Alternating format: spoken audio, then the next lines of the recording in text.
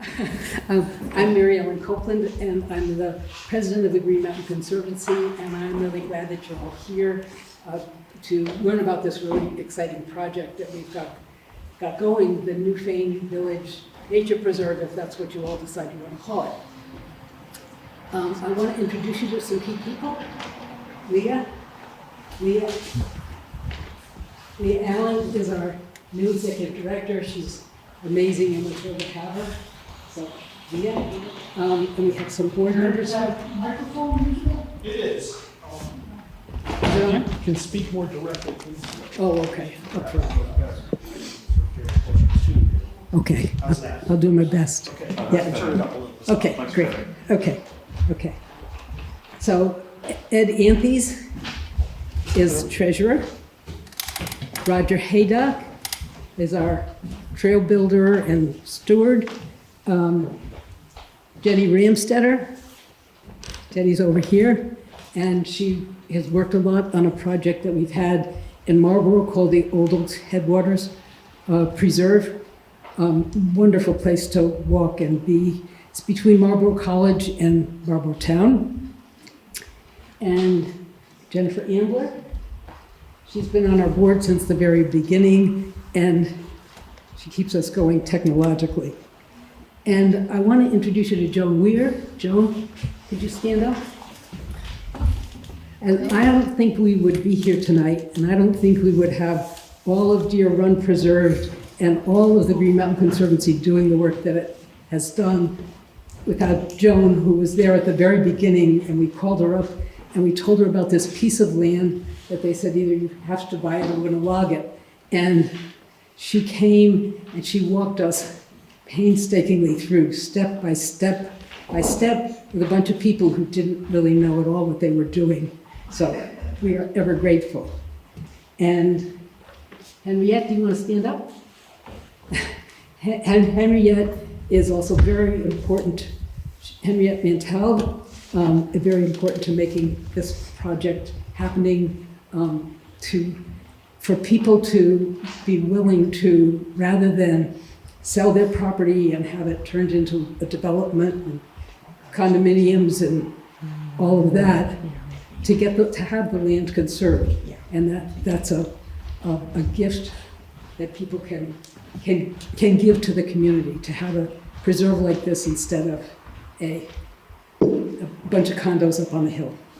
We have lots of other places in Newfane, I think, that are great for building housing. But this is a very special place, and I'll show you a lot more about it. So, and I want to show you. So, Ed, as we go along, if you have questions, would you just raise your hand and ask them? If they take an in-depth answer, we'll wait till later. So, the project of the Green Mountain Conservancy. The Green Mountain Conservancy started in 2008, and then it went defunct for quite a while, and then we reactivated it to do the intensive work that we're doing now, and we have projects in various towns, and it's become very active as we've seen the need. We conserved the first piece, and then people kept coming to us and said, "You help us with this, help us with this." Jenny Ramstetter being on the phone and saying, "Please, we have to save this piece. We have to save more of the lands that are around Deer Run." So we've been working. So, okay. So our mission is to acquire. I do my best. I don't do very well standing still. So our mission is to acquire, conserve, and advocate for the protection of forest lands in southern Vermont. Sure. Yeah. To ensure their natural character, their aesthetic and inspirational value, to protect wildlife corridors and watersheds, to promote carbon sequestration and biodiversity, to undertake related initiatives that educate people in the understanding, appreciation, and stewardship of these lands and to improve the quality of life in southern Vermont by providing appropriate access to these lands. Any questions or comments about those? Okay. So, where we are. Over here. Pardon? I know some of your walking trails are dog accessible and some are not. I'm just curious how that comes to be and how do you come to that? What trails are dog accessible? What trails are dog accessible? All of our trails are dog accessible as long as people keep them on a leash. We've had some problems because we have hiking. We've had problems with dogs and hikers. And so we ask people to keep their dog on a leash. And the other issue around dogs is porcupines. We have a lot of porcupines. And dogs and porcupines are not a good mix. So that's... Is the Black Mountain Trail that's accessible from, I guess it's Black Mountain Road? I could have sworn that has a sign, no dogs allowed. Is that Yeah. part of your group or not? That's not part of our group. Oh, okay. That's the Nature Conservancy, and the Nature Conservancy does have a rule on their properties that they don't allow dogs at all. So, but ours is that with a leash. So, you can come and take a look at this map. But the piece of property that we're talking about is right here.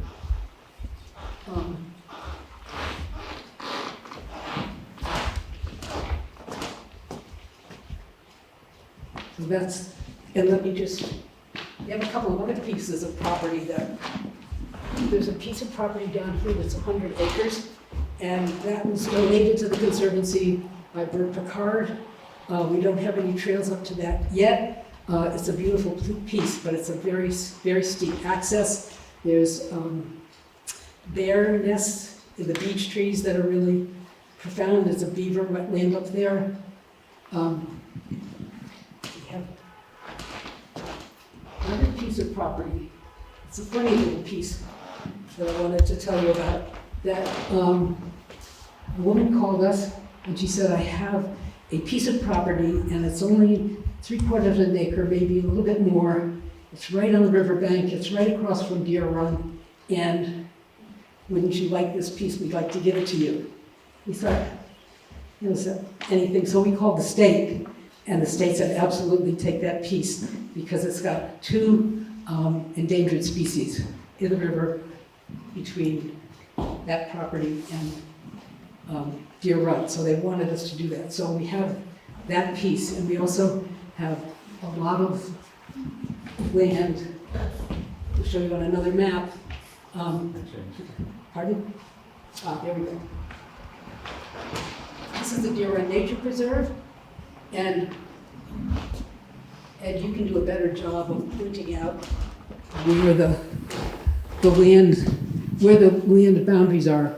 But many, many acres of the Deer Run Nature Preserve are in Newfane, about up to there, down here. And then there's a little access. Here's the river, and there's a little access, and that's also came as part of buying all of this parcel that was part of the Mercedes property.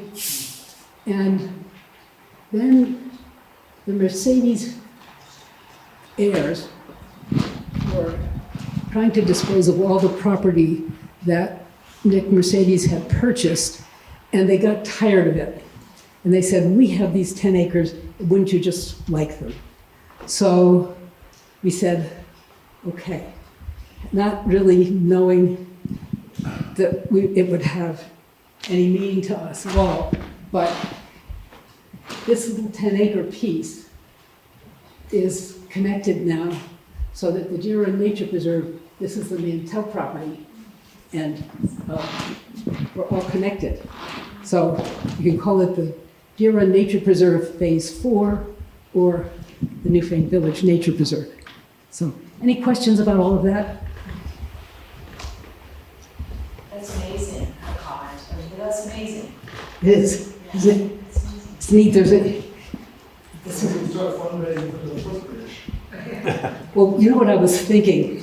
this is a little absurd, but they've got those two bridges down in Brattleboro that they're trying to figure out what to do with. What do they do? Bring one of those right up here, put it right across there. So, that would be really, okay.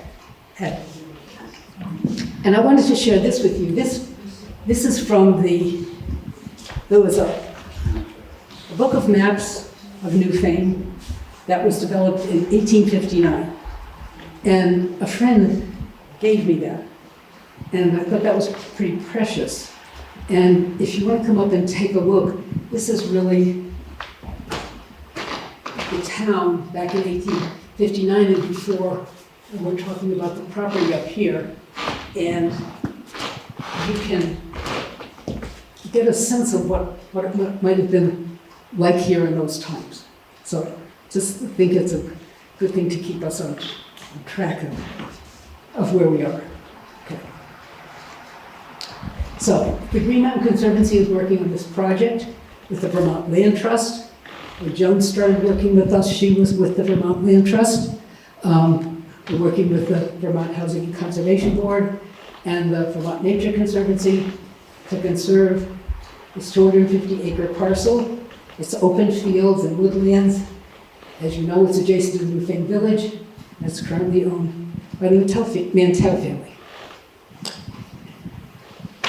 So, once we have purchased this property, the Green Mountain Conservancy will own the land in perpetuity. And we're actually working with the National Land Trust Alliance to ensure that it will be conserved in perpetuity, that nothing can interfere with that. They have a lot of experience and are working with us step by step on a special project to ensure that in perpetuity actually means in perpetuity, and that we know what happens to the land if anything happens to the Conservancy.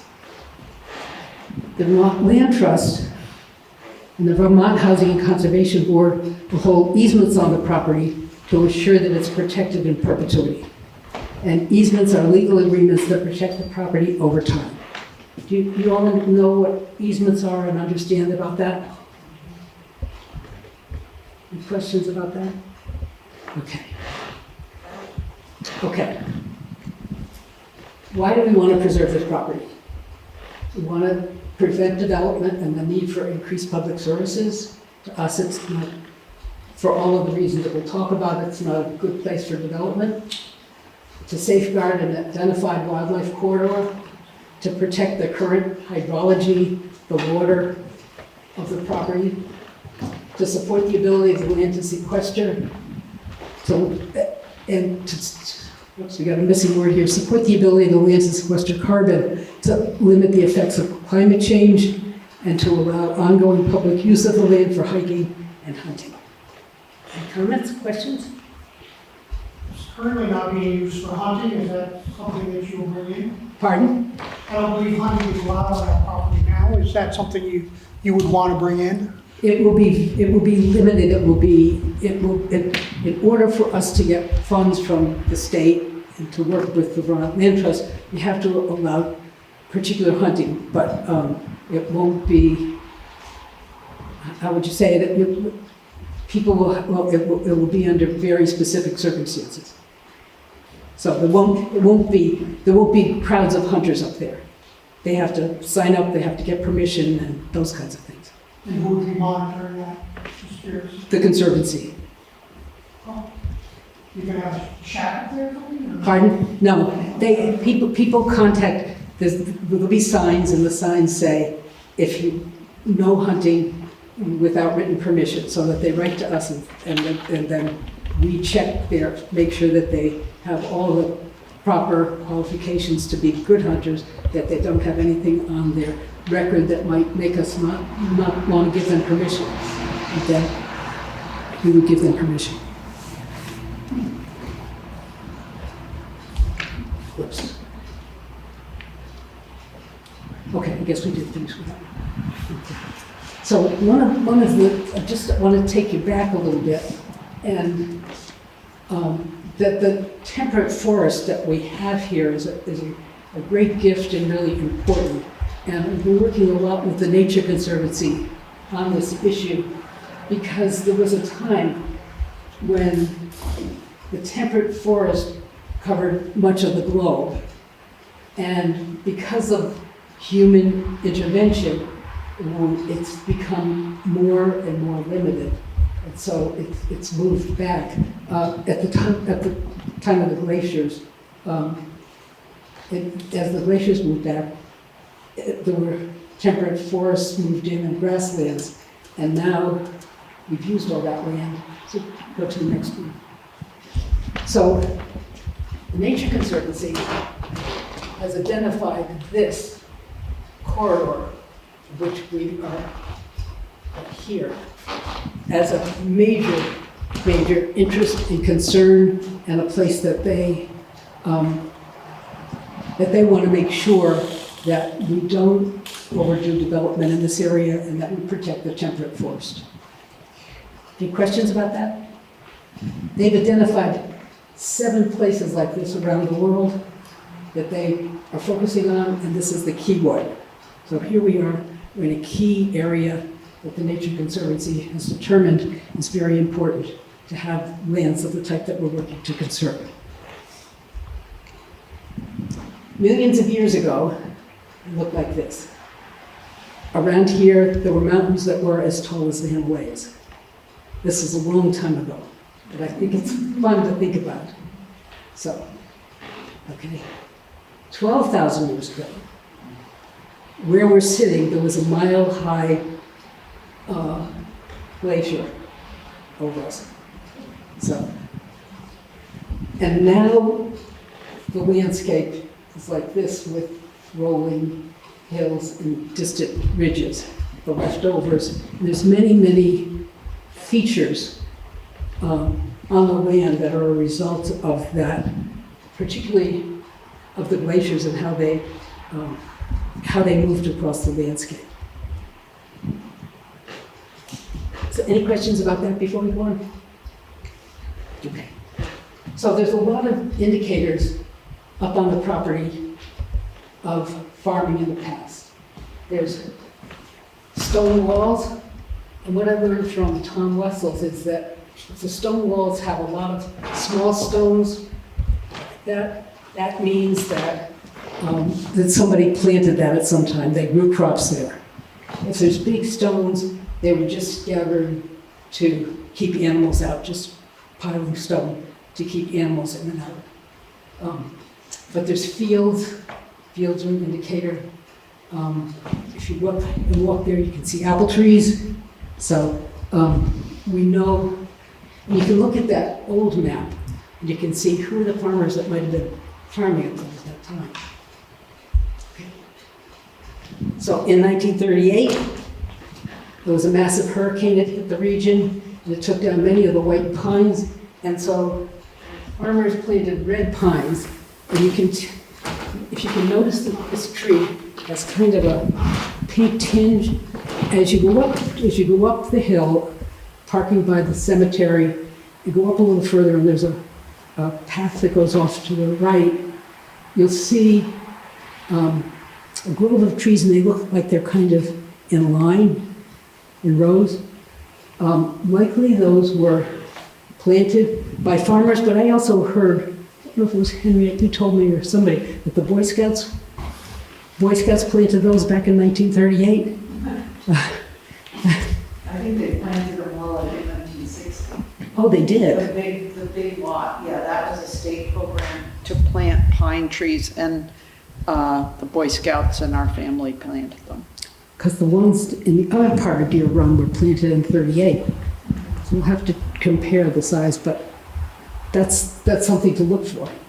So look for the red pine plantation, okay? This is old forest. There's a lot of old forest up there. As you walk around, you'll see the old forest that's been there for quite some time. And if you look at this picture over here, you'll see that there's a lot of young trees on this side. That land was logged about 30 years ago. And with conservation, in about another 30 years, we're hoping it looks like this, that it will, that the need for old forest to sequester carbon has been determined, and so we'll let that will just be let grow. So the land includes water resources that will protect the Newfane Village into the future. There's ponds, there's streams, there's vernal pools, and as you walk out there and look around, you'll see that there's places where the water just comes up out of the ground, those seeps, and those are really important part of the water systems for the village.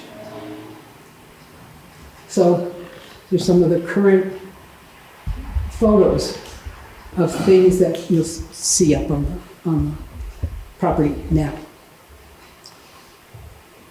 It's an identified wildlife corridor. You have moose, deer, bobcat, bear, small mammals, lots of things passing through on their way to the Connecticut River or to stay and raise their young. It's pretty amazing the amount that comes through there. Okay. So, our friend the porcupine, is it the ambi and the bears and the squirrels, just everything up there. Okay? And all kinds of birds. It's a great place for birding, great place to look for birds. And these are the bobolinks, and in the summer, the bobolinks are quite endangered because there's people mow fields, and we're committed to leaving the fields unmowed long enough so that the bobolinks will have time to nest. So we'll be just, the part of the property that will be GMC land will be let grow through the summer and just mowed in the fall so that these guys have a place to nest and to raise their young. The land will be left as it is, except in cases of issues like if the state said you have to remove all of a certain species because something was going on that needed to be addressed, then we would follow those specifications, but otherwise the land's going to be left alone, except we will be mowing the fields once a year. And the only motorized vehicle access will be for maintenance and emergencies. And people have been walking up there for a long time. Probably some of you have walked up there. There will be continued access for walking and hiking. We're getting close to our goal. We've already raised $592,000 for this project. And so we have just 21% more to go. So it's back one. Okay. So, what questions do you have? What would you like to know? Can you go back to the numbers slide? There There we are, okay, setting 40. Other questions? Concerns? Yes. Do you currently have contiguous land to the Mantell parcel?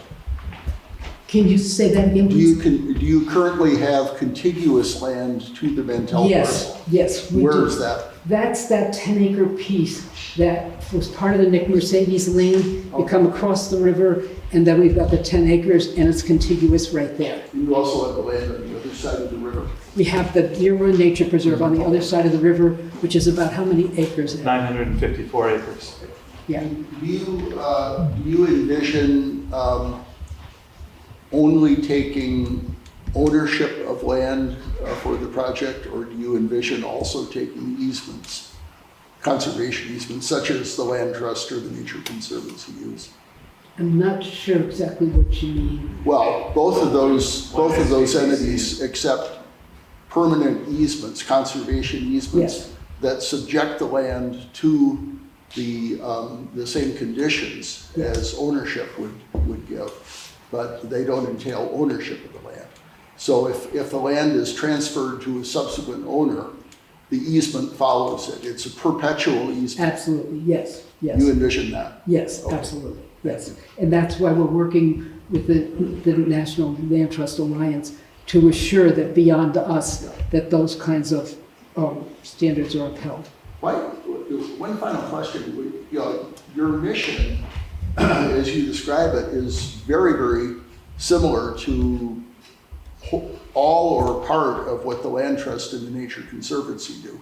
The Nature Conservancy has a slightly different overarching mission, but basically serves the same purpose. What is the reason for having a separate trust? Right now, it's a matter of enough people to do all the work.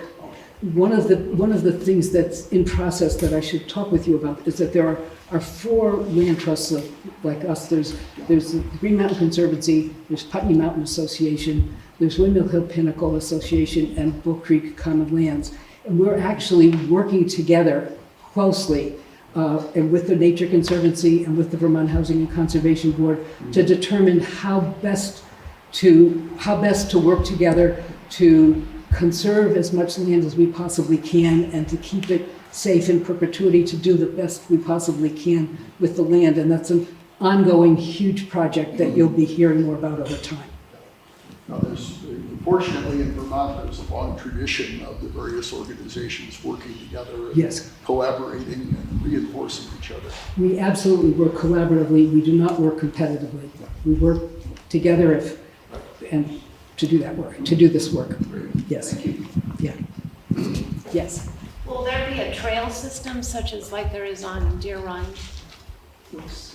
There's already trails, and we will maintain those trails and develop more trails as that seems feasible. Actually, Roger Haydock's going to talk about trail building right after finish. But yes, and we'll continue to encourage people, support people in walking up there. And I was just talking to Henriette. The best place for parking right now is just above the cemetery. Anything more you want to say about that, Henriette? Yeah,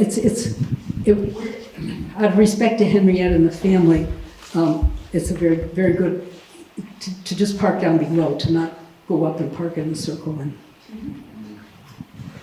other questions? Yes. We own some property that's next door to Henriette's, and when you speak of this parking area, would that be to the right of Cemetery Hill, to the left? Going up the hill. I'm sorry? It's a challenge for me because I don't know my right from my left. But I think when you go up the hill, just past the cemetery, and I think it's at the end, we would encourage people, from now, we're going to make a place and we'll work with you on it to figure out a good parking place so that when people come up and park. But for right now, but if you have concerns about that and where you'd like that to be, you should be in touch with us. Is that clear? Yeah. Yeah. So there'd have to be a lot of trees taken down in order to... No. If we could move Dick's railroad station and put the parking down below. Right. I'm sure that'll go over big. Okay. Yeah, we'll move the railroad station. Yeah. Other questions? Yes. You guys do any type of harvesting of forest products? I mean, you log your lands or let folks get firewood or get maple syrup off it or anything like that? Or is everything just pretty much kept as is? It's pretty much conserved land. If there were issues, then they should be brought to us and we would talk about them. There was a big sugaring operation up on Deer Run, and actually the pipes and things are still there that Nick Mercedes had. Right. But nobody's had an interest in that. We would consider if somebody asked us and if it seemed reasonable and appropriate. But basically, we won't be logging these lands. There's other lands for logging. Right. Other questions? Okay, I'm going to turn it over now to Roger Haydock.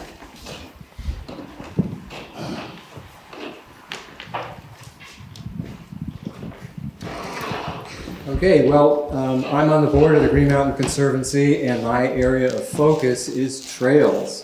And so I'm going to take us on a tour of the trails that we've done on the Green Mountain Conservancy Deer Run Preserve, so you can get a sense of what's involved. So, before I start talking about our preserve, which is across the river in Dummerston, I want to crank back the clock to the late 1980s when I volunteered along with another volunteer to put the trail that goes up the backside of Black Mountain from the West River up to the Southwest Peak. And so I'd never worked on a trail before. I didn't know what to do. I got there, the other volunteer was there, I was naive. He thought to bring a set of surveyor ribbons to mark the trees. Good idea, because I was thinking we were just going to bend them like Hansel and Gretel or something, you know. And so this was the month of July. What color surveyor ribbon do you think he brought? Green. Oh, well, there was our first mistake right there. We hadn't even started to build the trail, and we already made a mistake, but we already learned from our mistake, right? Don't go with green, go with a different color. So that was, we got started, first mistake. Second mistake, well, everyone remembers from high school geometry class, the shortest distance between any 2 points is a straight line, right? Now, those of you who know this mountain know it's a pretty steep mountain, so right up straight we went in several places, not realizing that, oh, it's going to start to erode as hikers go on it, which after several years became obvious, and that it's also steeper and harder for people. So we learned another lesson. It took a while. Over the next decades, I built many, many, many trails for the Pinnacle Association, Putney Mountain Association, and beginning maybe 5 or 6 years ago, I started to build trails for the Green Mountain Conservancy, the Deer Run Nature Preserve.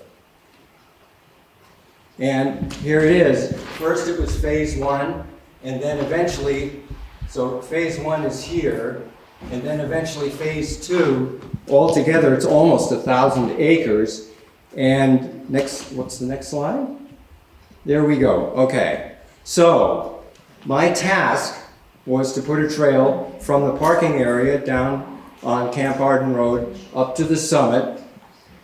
And one of the things I'd learned was, in order to create the best possible trail, what you want to do is you want to do as much research across the land that you're intending to put the trail on as possible, looking for pretty places, looking for all the options. So what I would do is go up into the woods, look for a good route this way, mark it with orange ribbons, an alternate route, this one with white ribbons, and then compare. Oh, the white is better. Okay, we'll take that. Then you get to the next opportunity to have a red trail this way and a blue trail that way. Oh, the blue is better. By creating all these choices and then always choosing the better option, you end up with a better than average trail. You can't miss. So, no, back. So here we are.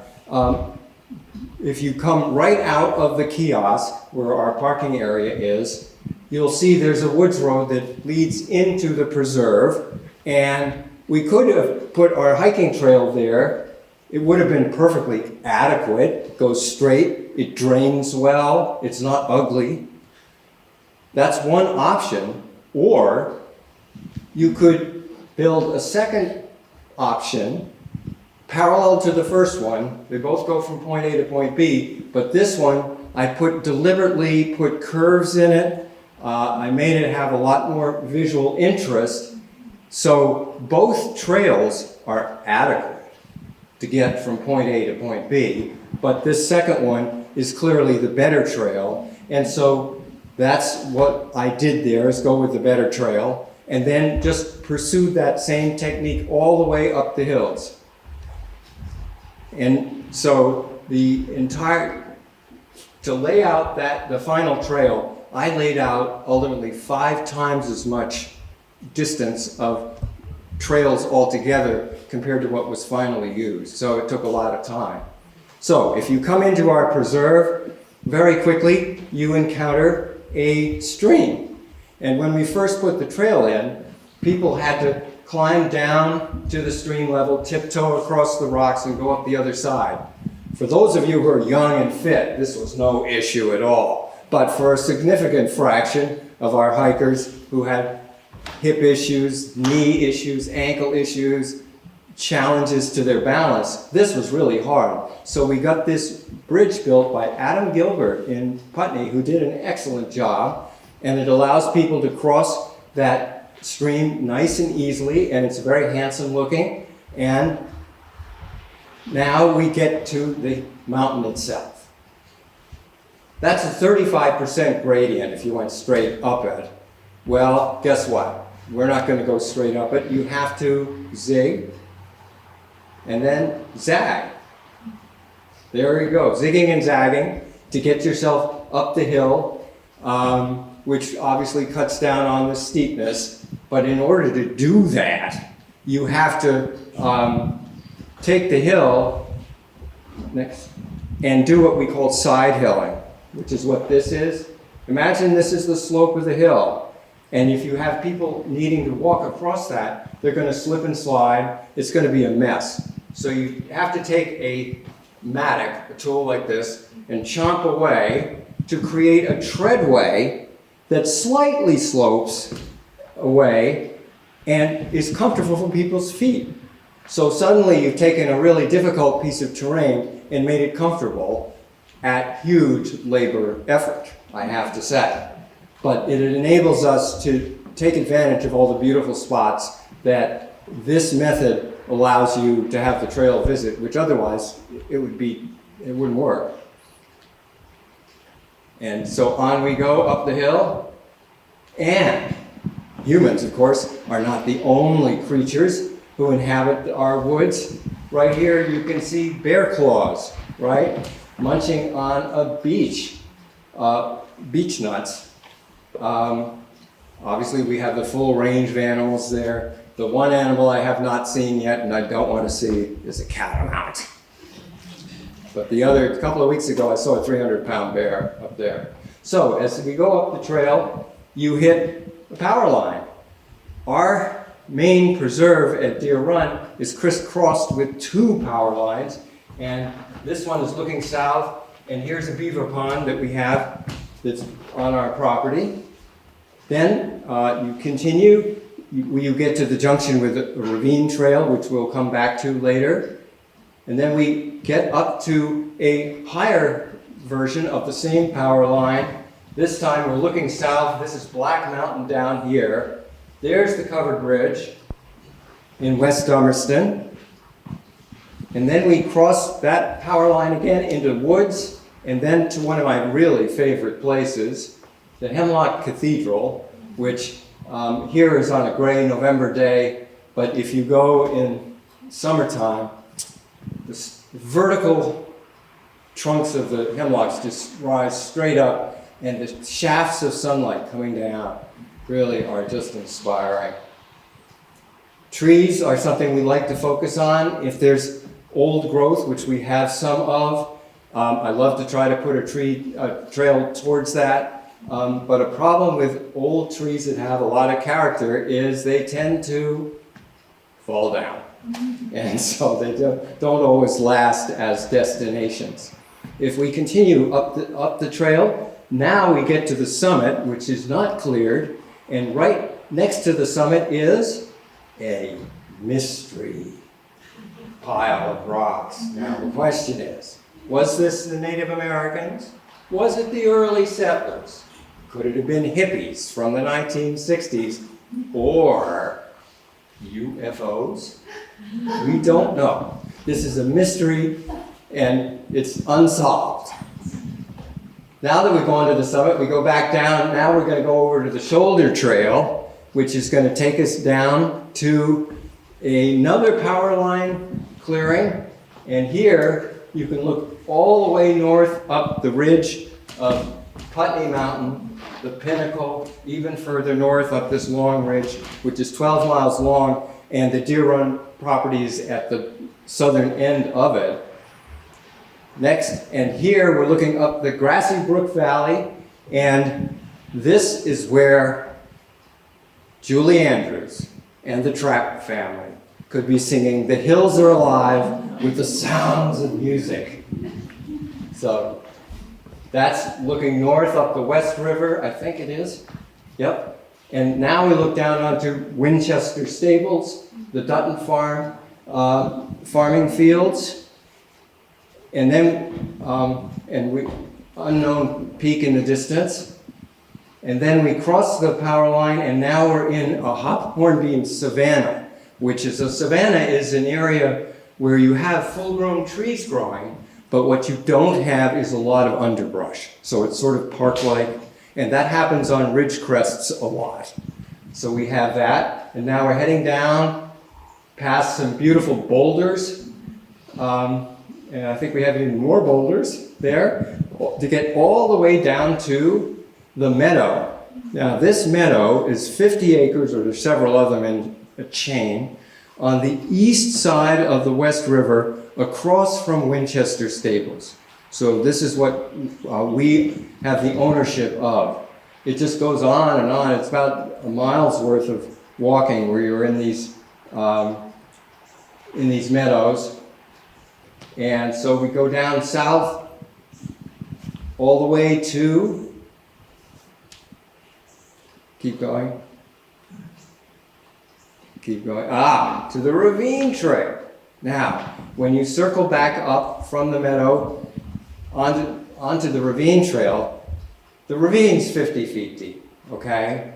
Now, I know that the Grand Canyon is like at least 5,000 feet deep. If you're on the north side, it's 7,000 feet. So this is maybe 1% of what the Grand Canyon's depth is.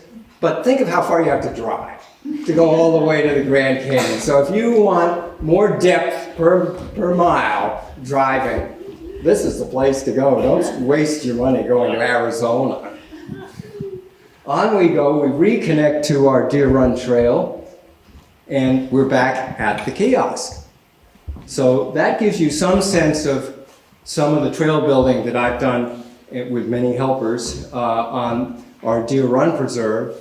And we don't yet know exactly what we're going to be doing on this preserve, but we didn't know what we were going to do at Deer Run when we started there either. So I look forward to it. We've definitely there's going to be access, but how much new trail building we do and when, we haven't yet decided. So that's it on the trails. Any questions? Yes? I totally don't have a sense of exactly where you are. I mean, I understand where the what is Mendez, what is it? What's the name of that? Mental. I don't know. Oh, so I've been talking about, okay, this is the property in Newfane. Yeah, how far does the Deer Run land go into behind Newfane?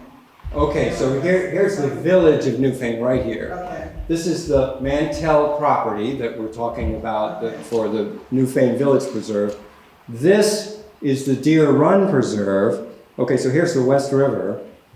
The Deer Run Preserve is this, and then these are lands that are in conservation easement that are not owned by the preserve, but that are not developable. And so how far north then does is it contiguous then with what the other piece that we're talking about? Or Well, they are separate? contiguous right That's here. it. That's it. And this is a ford, which we're not going to put a trail across there. Okay. And I don't think we'd put a trail up here because I've walked it. It's so steep. It's And where's the river road then? Okay. The river road is, I think, this one here. Okay. So the Winchester Stables is right there. Right. Okay. And then here. So that crossing then goes to the road or not? It goes to the road and beyond. It crosses the road right here. Okay. And so it's designed for back when people needed access to the fields. Right now, there's another ford up here that is used. So is this consideration about parking down there too then for you guys? well, let's see. Off the river road? There's a little bit of space there. A couple of cars could go there, but west side of the river road is very, very steep. So it would take a lot of work to just get onto those 10 acres, and then to get up onto the ridge line on the Mantell property would be a lot more work. Yeah, So I mean, that may basically, be it something could- that happens in the future, but we're open to that. And we will set up a local stewardship committee that works with the board of directors of the Green Mountain Conservancy. And those trails will develop.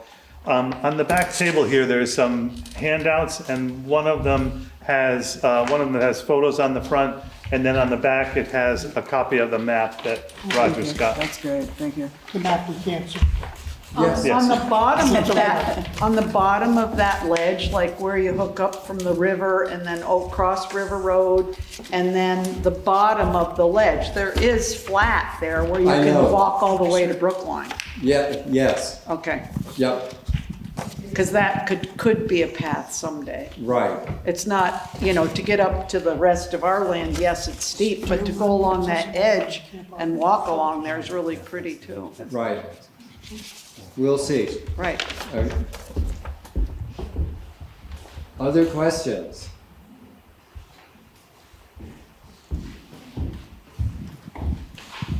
Anything else? What else do you need to know about? Yes. Anything you could say about the trails that are on the Newfane land now? If Well, I were to walk up here, what would I see? Henriette could give you the best. I didn't hear the question. Tell us about. I've never been up there. I've lived in town 25 years, but I've never been up there. I guess it's your land now. Yeah. What are the trails that are accessible now? Where do they go? Just built trails around the edges. I mean, they're not fancy, they're just where we mow every year, so you can walk around. You can make a big circle around our land without getting near our house. And it's all mowed, and it's pretty easy to find your way around. If you go past the cemetery and take a right, there's, right along that stone wall, you can walk in. And then you follow a path all the way around by the other pond and back out on the other side. Great fellow. It's pretty mowed, and you can tell it's a path, I think. I don't know. Other questions?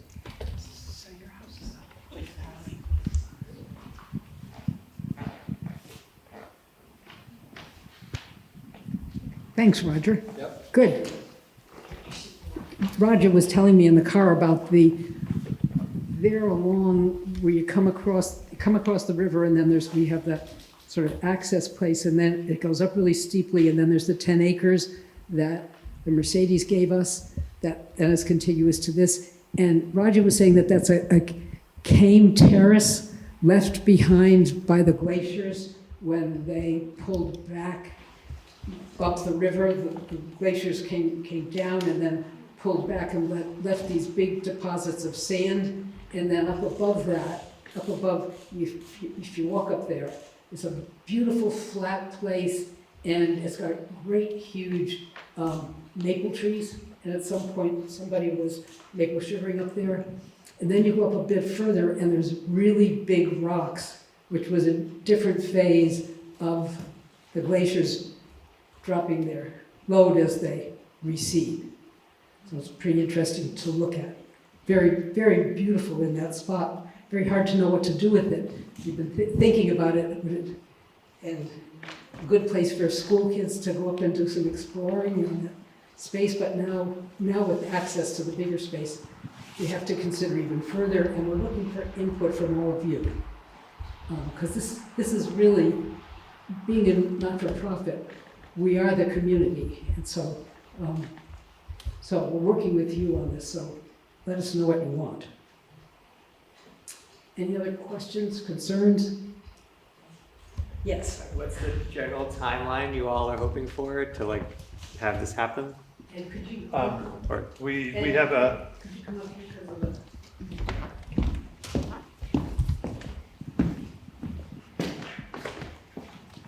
we have a purchase and sale agreement, and we're hoping to close by the end of March next year. As you saw, we've raised about 79% of what we need. We have gotten some foundation money, and we're applying to other foundations that have supported us in the past. We sent out an initial fundraising letter to people in Brookline and Dummerston and Newfane, and we will do that again. And over the fall and perhaps into the winter, we'll have other meetings like this so that people can find out what's going on and have the opportunity to donate to preserve it. Might include Townsend. Say that again. And if we have anybody who's on our mailing list, and there are some people from Townsend. One of the, is part of the beginning of the process, because we're a not-for-profit, we can't pay more for the land that it's worth.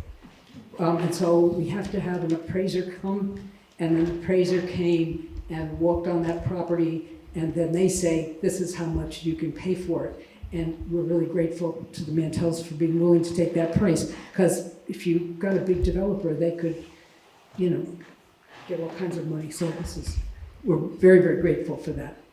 Yes. I want to say it just sounds like an exciting project for everybody, even the people that live here and other people. And I really want to extend a thank you out to the Mantels for even considering this conservation project. That it's really a benefit to all and many generations to come. Yeah. So thank you so much. Certainly is, yeah. Good. Right, other questions or comments?